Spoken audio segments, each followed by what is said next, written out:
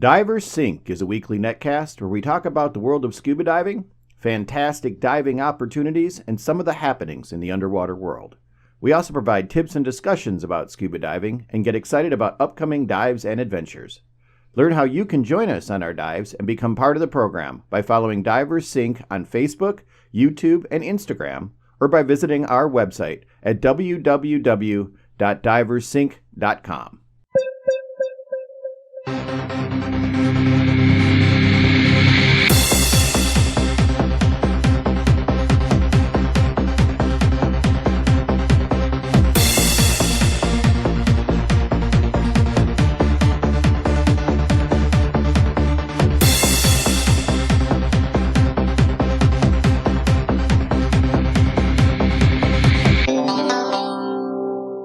Hello and welcome to DiverSync, the netcast and podcast for scuba divers. My name's Rich Synowiec, and you're listening to episode 514. And we're going to talk about a couple of cool things today. We're going to talk about the news, the Titan and the Titanic disaster kind of thing that went on. And then we're going to talk about what we did instead of going to Iceland and some of the cool things that I saw in Key West. And we're also going to talk about how we change things that don't quite go the way they're supposed to be. And so we did a trip and it didn't quite work out the way that we wanted it to. And so we're going to tell you a little bit about that, show you some pictures. So let's start with the news. It blew up on the news on Monday of this past week, a week ago. This is recorded on June 26th. 2023, so a week from ago. A friend of mine posted on Facebook that a mission had stopped transmitting and from Titanic, and I had friends on that, a friend on that, and we'd been following the build up, the getting there, the going out to do this Titanic expedition with the Titan submarine, and I would have gone. I would have been on that sub. And the news was troubling. When things like that happen, every one of us knows that from experience that's in the industry, that usually doesn't bode well. And we have hope. Until there's proof, there's always hope. And the hope was that everyone would come back safely, and it didn't happen that way. And the part that really floored me is how people's reaction to it was, as what I would consider a true explorer, because I do teach people to go beyond their limits, teach people to use life support equipment to go underwater. I teach people to do some things that are a little bit out of the ordinary. It's in my blood. It's in my spirit. I would have been on this mission given the chance. I would have been on the Challenger given the chance. I would have taken a ride on the Columbia given the chance, and the Apollo 1 given the chance. That was well before my birth, but all of those things ended in disaster.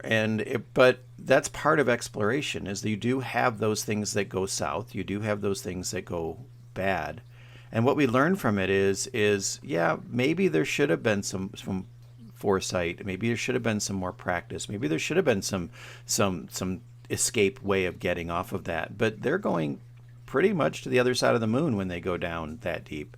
And there's a lot of explorers that I know that have been places where people would never have gotten them. Should something go wrong, they would have had to solve it. There's no way to get back.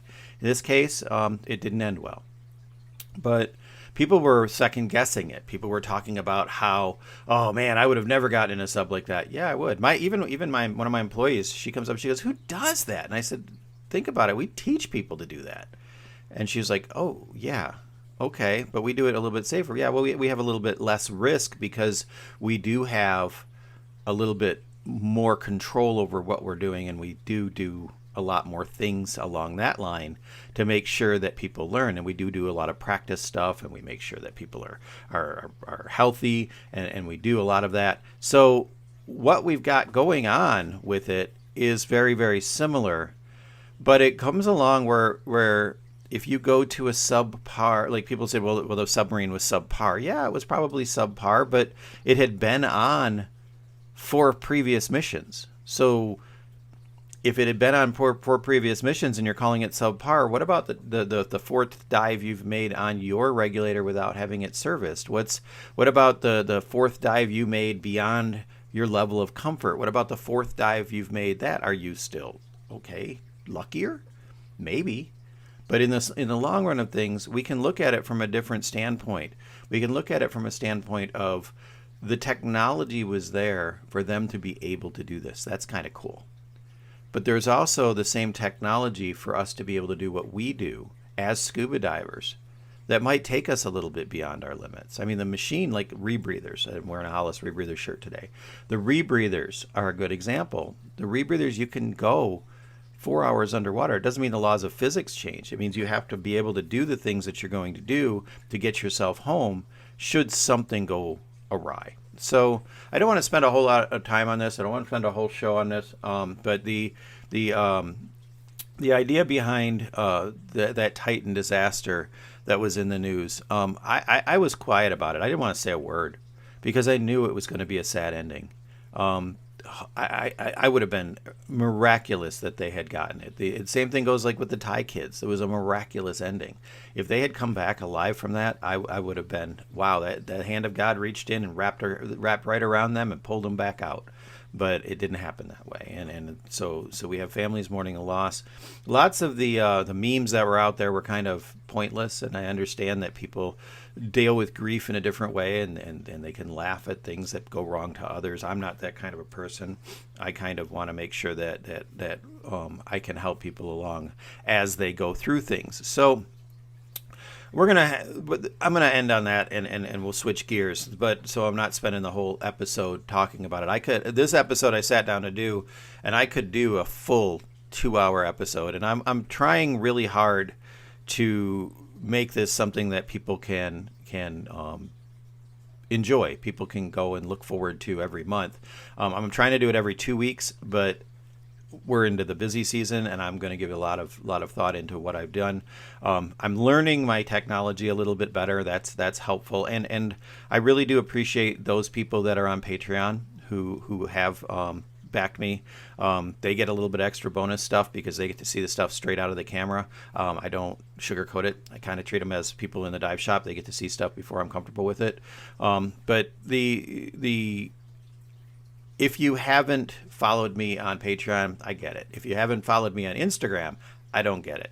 So do the things that you need to do. First of all, if you're watching this on YouTube, which is the coolest place to watch it because that's where it's released first. If you're watching this on YouTube, go down and hit the subscribe button, hit the bell so you know when I'm going to post stuff, because I post a lot of little things during the week, during the month. I try to get a lot of reels up there. I'm a creative person by nature. And so I'm finding that I'm being a little bit more creative in what I'm trying to do. I'm not necessarily great at it. I'm not necessarily being silly. I'm 55 years old. I'm not going to get up there, and I certainly don't have the dad bod to be up there and dancing and do all the stuff that's real popular. It seems to be real popular, but I am really trying hard to give you a channel that you can follow and look at and a lot of things. So I go material all over the place, though. I throw material onto Facebook, throw material onto Instagram, throw material onto TikTok, although that's not quite my thing yet. And I am using YouTube, and I'm going to be releasing a lot of other stuff with YouTube. As the technology goes, I'm reprocessing things that I can do, making things better, trying to make things a little bit better all along. So let's talk about what is up with travel this month. So in June, I was supposed to go to Iceland. And I talked about this in the last podcast briefly and how it fell apart. But the coolest thing about it is that nobody in my family, nobody around me makes me keep it down. We understand that things go wrong. We understand that things aren't the best of what we try to do. And if we do, we pick ourselves up and we do something different. So Iceland fell apart, not because the travel operator was awful. It was not because there was some indefeasible problem. There wasn't anything having to do with that. What it was I asked the operator to do stuff that he was not comfortable doing. And I tend to help people along the lines with that if they have really good communication. If I could criticize him at all, there was no communication that I needed there. But what they're done is they do trips that are awesome. So I would recommend them. If you're going to go to Iceland, I would recommend them for a day at Silfra, then give them a day off, and then go do a day something else and give them a day off, and go do a day something else or a week something else or something. But only do this in the tours that they ask for. Excuse me. Sorry about that. Real things happen. We're trying to be real here. So with this operator that was in Iceland, he does 1-day tours, maybe a 2-day tour, but he does 1-day tours, 2-day tours. I asked him for a 10-day tour. In the beginning, he's like, yeah. And then the schedules didn't latch up because all of us find that people don't do the job that we need to. It is very, very easy to be exceptional in this industry. The problem is that not everyone is exceptional. So you might ask somebody who's really good at what they're doing to do something that would take an exceptional person to do, and you just got to go with the flow if that's the case. So anyway, so Iceland fell apart. I want to do it again. I don't know if I'm going to do Iceland again. I've got things like Scapa Flow that I want to do. I've got things like Scotland. I want to do basking sharks. I want to do Greenland. I want to do Norway. I want to go dive in the Black Sea. I got a couple things that I want to do before I get too old to do that kind of stuff. So, but we were supposed to go to Iceland, and lo and behold, we went somewhere else. So what we ended up doing was I had the 12 days off that I was going to take for Iceland. My wife knew that. Well, we got a companion fare. So she had a companion ticket, and she says, well, where do you want to go? And I was like, how do you know I have it off? She says, you were supposed to be in Iceland. And I was like, oh, okay. And she says, well, good, because I already booked it. And I said, where are we going? She said, Key West. Okay, so I was hoping for a weekend of catch up, like doing all my paperwork and getting caught up with the bookwork and doing all the stuff that I need to and catching up with this podcast. But no, I end up going to Key West. So Key West turned out to be a blast. And it wasn't as fun as Charleston, but it was the same kind of deal. We walked everywhere. We had a snorkeling day that we figured out. We had some dinners that we figured out. But I'm going to tell you that I'm going to share this video with you because I was playing with my Insta360 and I kind of learned a little bit about the camera in that it works best if you leave it stationary and do all of the panning and the zooming and all that kind of stuff post edit. So it makes it a lot easier to make it look really, really professional. So it turned out that it was Pride Month. June is Pride Month, but it was Pride Week in Key West. And so it was a big, huge party, which really I don't do parties. I don't do that kind of thing. I don't do raves. I really like electronic music, but I don't go. I'm too old for that kind of stuff. I'm too old for that nonsense. I don't do the heavy boozing and that. I like quiet bars with a sip of scotch or a sip of bourbon and really good friends and really good conversation.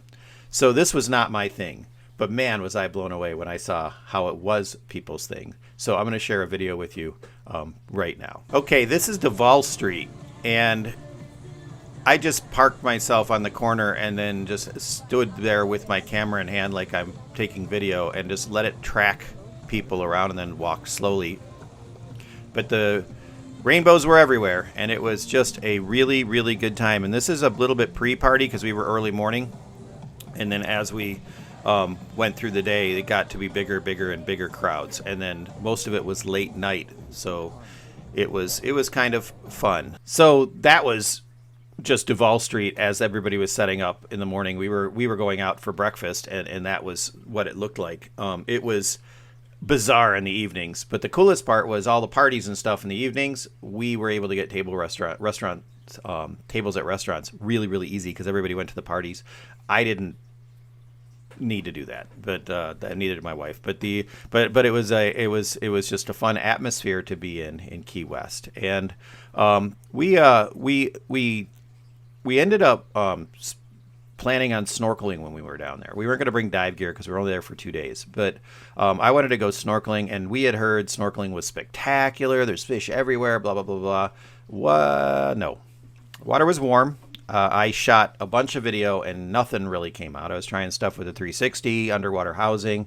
I was trying stuff with the paralens, and I may be able to salvage something out of it and show it later as a short. So another reason to follow us on YouTube and Instagram.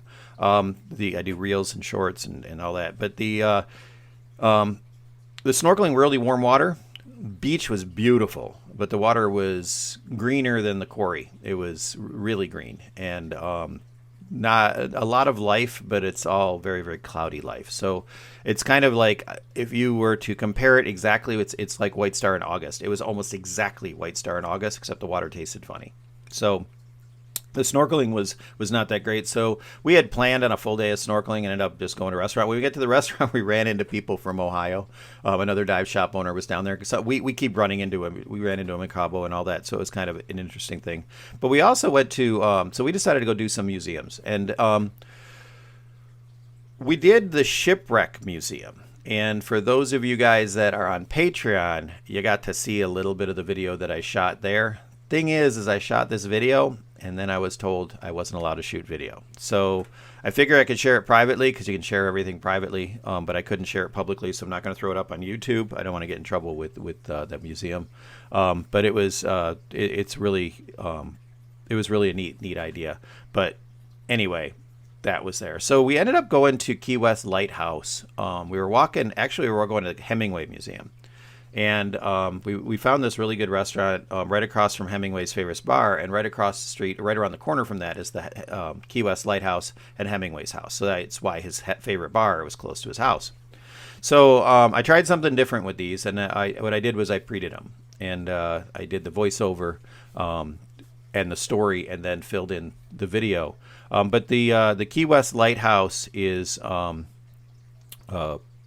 really neat center of town, highest thing in Hemmingway's house, which was built by a wrecker in the 1800s, guy that salvaged shipwrecks. That was his job. I would do that over pirate, just for the record. But he built Hemmingway's house. So I'm going to show you a video of Key West Lighthouse and a little bit of accompany that. But then I'm going to show you a little bit of couple cool things about Hemmingway's house. So let's show you the first video. Whenever you go to a tropical destination, especially if you aren't diving, one of the rules that I have is I got to go see lighthouses. And right across from Hemmingway's house, which was our destination, we found that there was the Key West Lighthouse.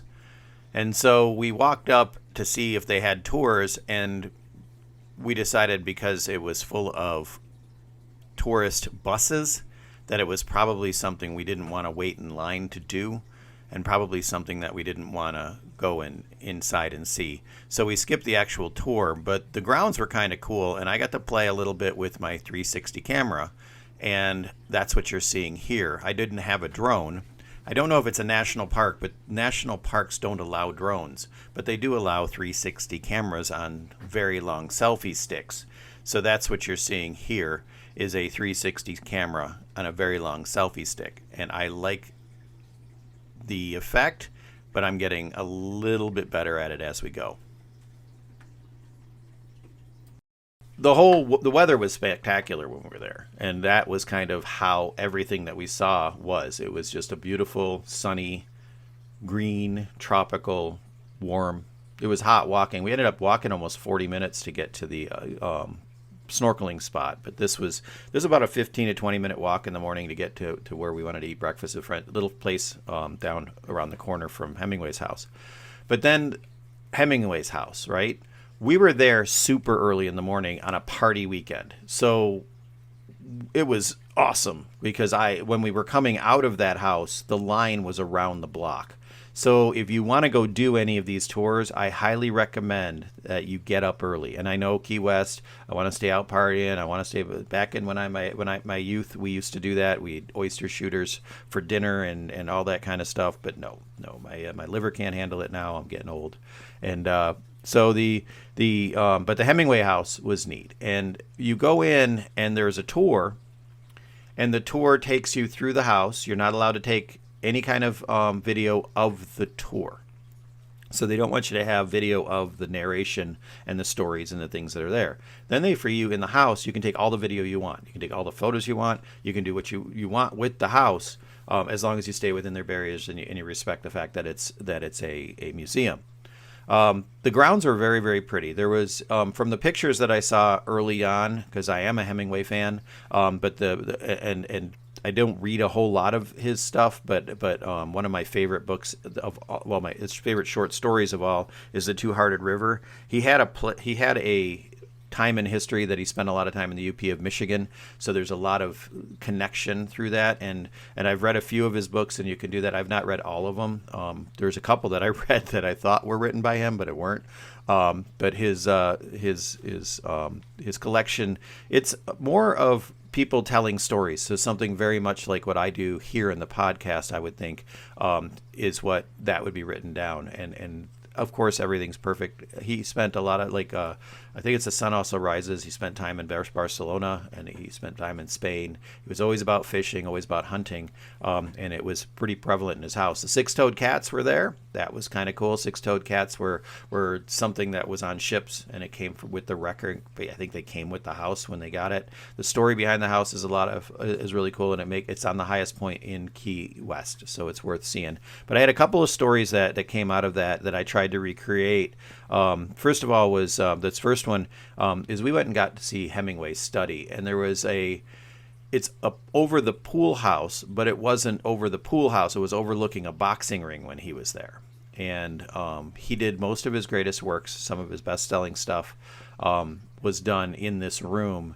And it was just a neat thing to go up and do that. And the 360 camera took some really good video of it. Again, as I'm learning how to do it, I voiced over this and we'll show you how that works. Hemmingway's study was pretty cool. It was upstairs from the pool house, and it showed a typewriter and where he sat to write most of his famous books. And my wife had never read one. I've read a couple of them. We all, I think, had to read one of them in school. But he was a great writer, and his storytelling is a little bit different than today. But it was still really cool to see where such a famous author had done most of his work.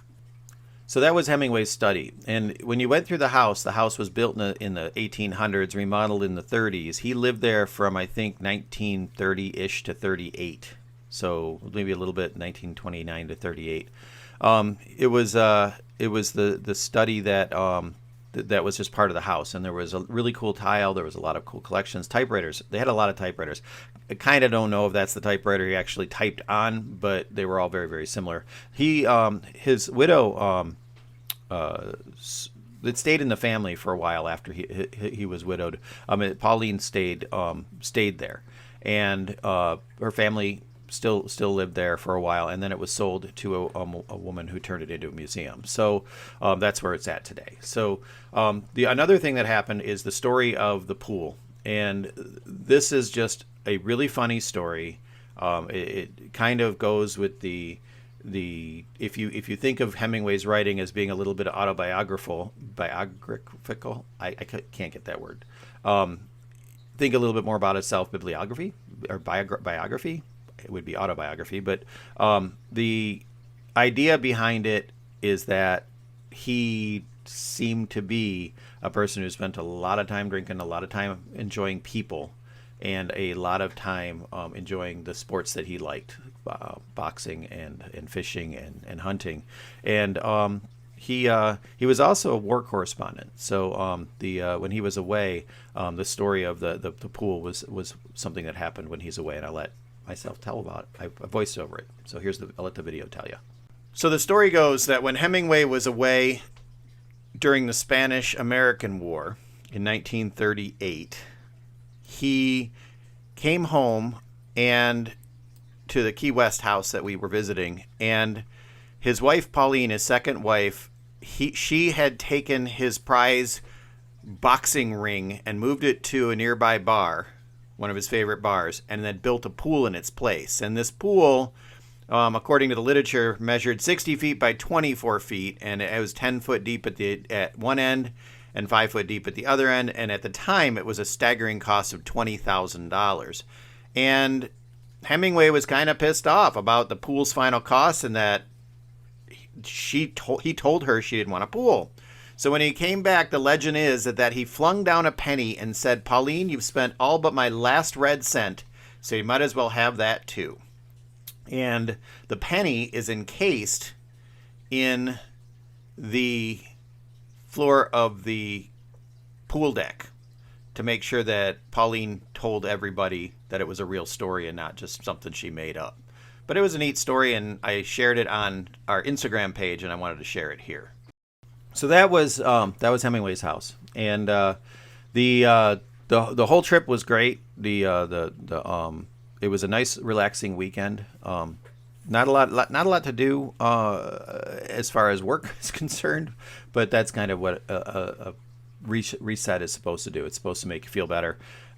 We did a lot of walking. I was tired when it was done. I had a lot of work to do when it was done, but thank God I have a great staff that I can do it. So moving on to the next segment of this podcast is the story of our first shipwreck weekend. And our first shipwreck weekend was supposed to be Synowiec, Port Synowiec, and we were supposed to go out on the wreck of the Regina and a couple other wrecks. And the open circuit people, it was an open circuit entry level advanced open water kind of thing. So advanced open water people is what's recommended. All the wrecks are above 100 feet usually, and we have a really nice boat that we go out on. Well, get a call so it's on Saturday, the previous Monday. So it's the day I got home from Key West. The Tuesday I got home from Key West, I think it was. Anyway, the trip was supposed to be the 16th. The week before that, like the Monday or Tuesday before that, I get a call from the boat, or a text from the boat captain. "I have to cancel your charter. The boat's not in the water yet." And this goes with what I was saying, that it doesn't take much to be a little bit exceptional. Exceptional is doing your job better than most, but most people don't do their job. They don't put the boat in the water when they know they have a first charter. Okay, get it. I like the guys. They've always struggled with this kind of stuff, but at the beginning of the year, but I give them a chance, and I keep giving them a chance, and we'll see. But the first shipwreck gets canceled. So I know people. Okay, I know a lot of people. So I called a buddy of mine, actually texted them, and I said, "Hey, this is what went on with this charter. I know you guys," they were taking a year off because they were going to go shipwreck hunting, not chartering. I said, "I know you guys are shipwreck hunting. I know you got a boat out of Harbor Beach. Can we come out and can you take 6 people with me?" Well, the cool thing is I had 6 rebreather guys, actually 7 rebreather guys. One guy said he couldn't go anyway, but 6 rebreather guys and my wife, including my wife, and we were going to be able to go do a wreck out of Harbor Beach. Picked a wreck reeling close to shore. It was in 135 feet of water to 155 feet of water. Everybody on the boat was advanced enough to be able to go down and touch the wreck and play with the wreck and see it. It was going to be great, and we were going to go do this, and he said yes. And I was like, yes, we're going to have an early season Harbor Beach trip. So we get up there, and everything was great. The boat was perfect. Everything was awesome. The weather looked iffy, and the weather was awful. When we got a little bit off shore, he drove us all a little bit out shore. Big, huge, giant waves ended up coming back. Well, of the people that were coming, 3 of us decided we wanted to go do a dive, so we were going to go meet at Gilboa Quarry. Now, Gilboa from Harbor Beach is about 5 hours, especially since I had to go get some stuff that I'd forgotten that we would need at Gilboa. So we ended up going down to Gilboa because if you have a dive day planned and you have a tanks full of Trimix, you want to go out and get that dived.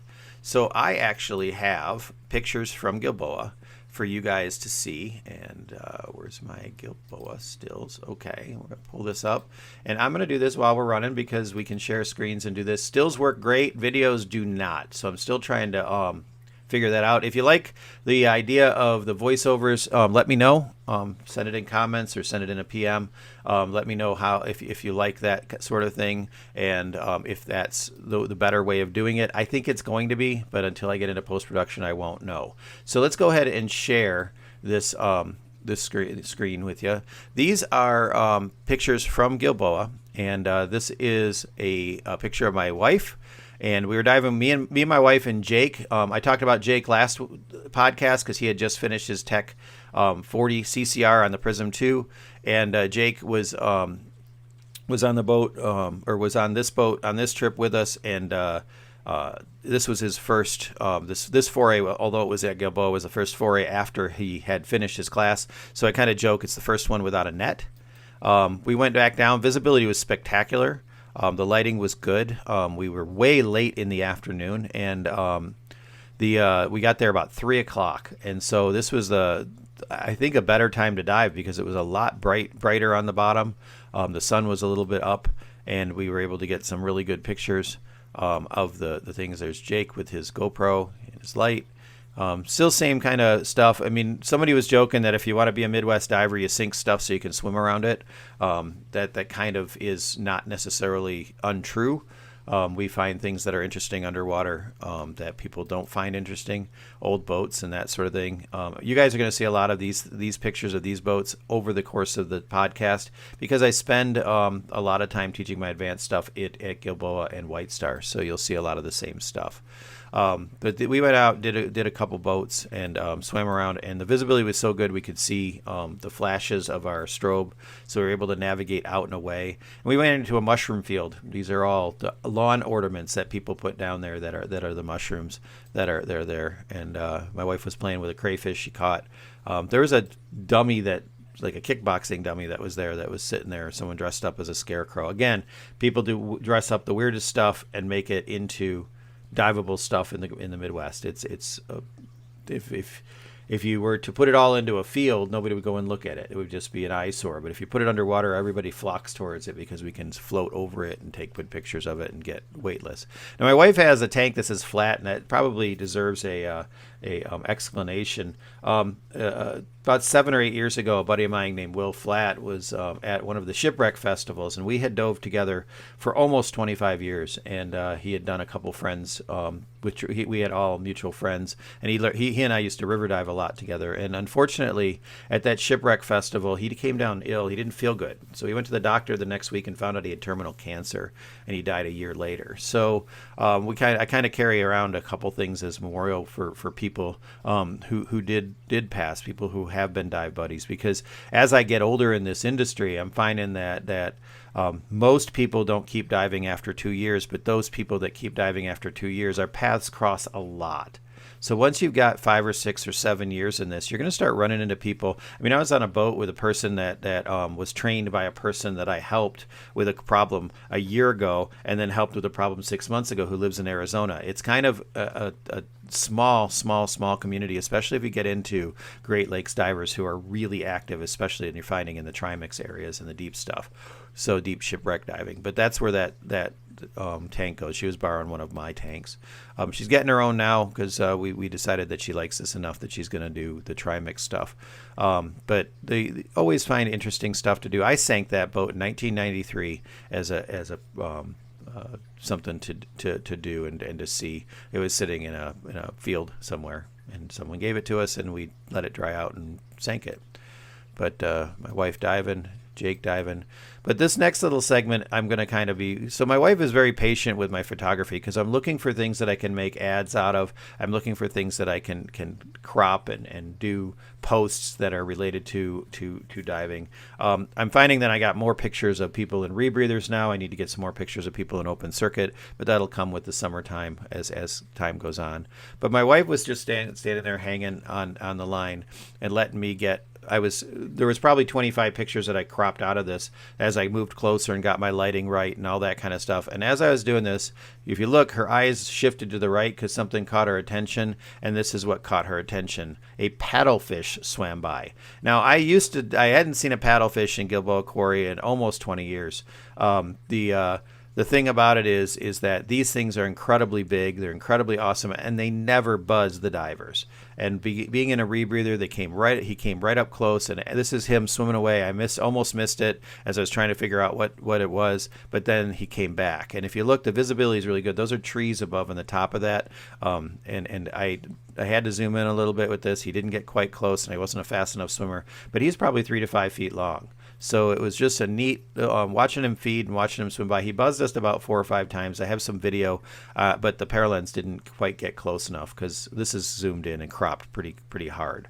So it was really cool to see. But there's Jake trying to get a picture of it, and us hanging from our down lines just before we drop our tanks.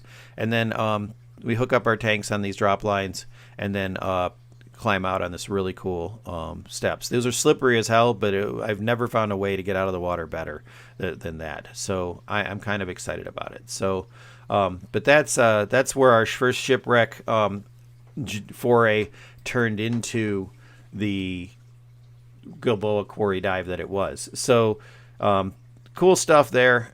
We were practicing with way more equipment than we needed. My wife and I were diving double our Trimix stuff for the Tech 60 level.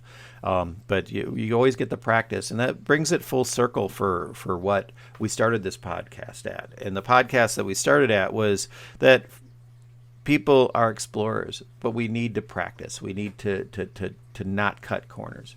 We needed to, and I'm not blaming anybody. I'm not looking to place blame on anything. And I had no skin in the game. Other than it hurts our community in the long run, I had no skin in the game. So in the world of that exploration, though, do what you can to mitigate risk. Do what you can to make it better. Get yourself healthy. Come on, we all can lose, me included, can lose a ton of weight. We can get our blood pressure back down. We can stop drinking as much. We can exercise more. We have to do that. Then we want to practice and practice and practice. And that's where, if you don't like quarry diving, don't have to like quarry diving, but you need to practice. And quarry diving is really easy to do. It's got consistent weather, not necessarily good visibility, but that's not necessarily a bad thing. And then you got charters and shipwrecks. We've got only a small window, 5 or 6 months, that we can dive here in the Great Lakes. You guys might have something different where you're at, but this is what I got. So this past weekend, I actually got on a shipwreck, and I'm going to show you a video real quick. This is our teaser for next podcast. So I don't have. We're at about 30 minutes. I don't know what this one's going to come out to, but I knew we would go over if I had added anything from the last time. So let me go ahead and show you this clip from Milwaukee, and I'm going to do the voiceover as I do it. So let's go ahead and do that.